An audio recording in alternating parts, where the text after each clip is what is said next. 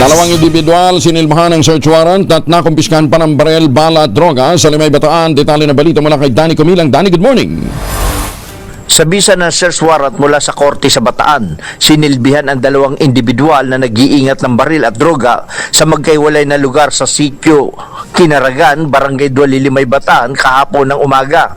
Ayon sa ulat ni Limay Chief of Police, Police Major Madtay Jalman, ang mga sinilbihan ng search warrant ay kinilala na sina Napoleon Olivia alias Napo, 58 anyos, na nakumpiskahan ito ng isang caliber .380 hammerless pistol na may magazine at mga bala na caliber .45, 38 at 9mm at sachet na naglalaman ng shabu, na dati itong government employee ng Limay na driver ng ambulansya, at Bilaser Diego alias Billy, 49 anyos, na nakumpiskahan naman ito ng mga sachet ng shabu, aluminum foil, weighing scale at 6 na piraso ng bala. Si alias Billy ay 3 buwan palang kalalaya mula sa kulungan sa kaso ding illegal na droga. Ang mga nadakip ay dinala sa Limay PNP Station kasama ang mga ebidensyang nakumpiska sa mga ito at inihanda na sa kanila ang kaukulang kaso. Danny Kumilang, RH37, DCRH, una sa Pilipinas, una sa Pilipino.